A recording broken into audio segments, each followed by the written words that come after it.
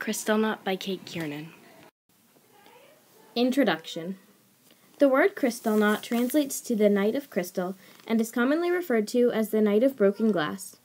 This references the glass from Jewish homes and businesses that lined the streets of Germany after the event. Kristallnacht was a Nazi pogrom from November 9th to 10th, 1938.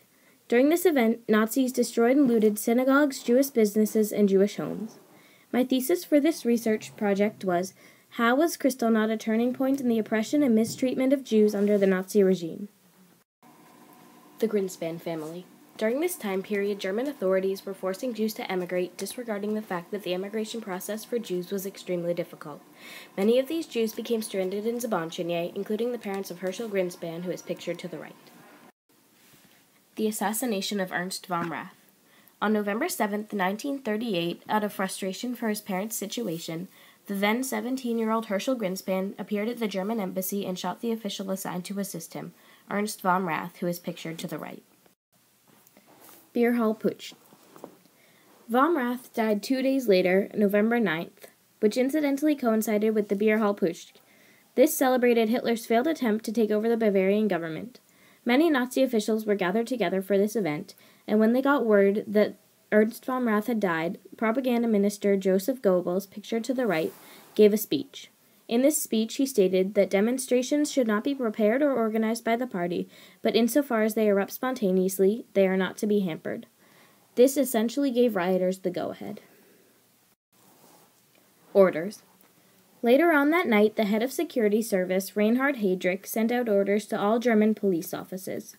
These orders were that businesses and homes of Jews could be destroyed but not looted, non-Jewish life and property should not be placed in danger, and that officers should arrest as many Jews as local jails permitted.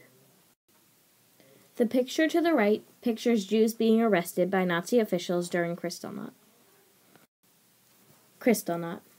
On the night of November 9th and into November 10th, rioters destroyed over 7,000 Jewish businesses, set fire to over 1,000 synagogues, and looted hundreds of houses, disobeying orders not to loot them. 91 Jews were killed, and 30,000 Jews were arrested and deported to concentration camps. The picture to the right shows people looking in on a Jewish business that had been destroyed during Kristallnacht.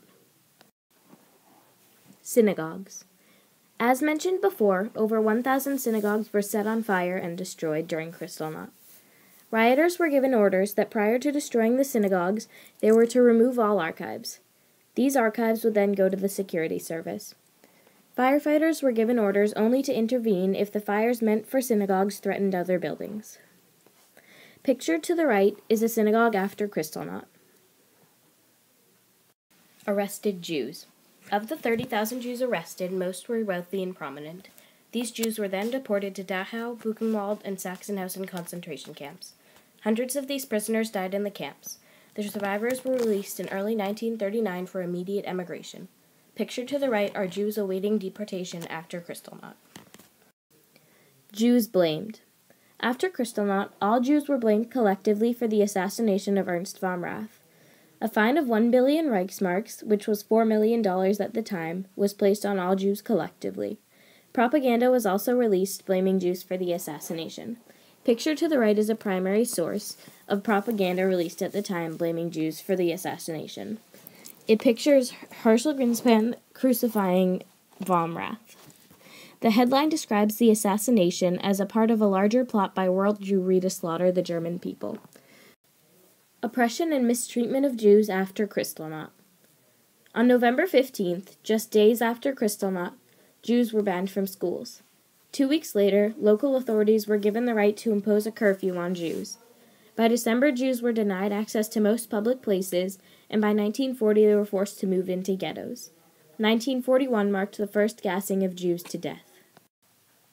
The picture to the right shows a Jew being mistreated in the ghettos by German officials. Conclusion. My conclusion is that Kristallnacht was a turning point in the oppression and mistreatment of Jews under the Nazi regime because it was the Nazi Party's first experience of large-scale anti-Jewish violence which opened the gate to oppression and mistreatment of Jews.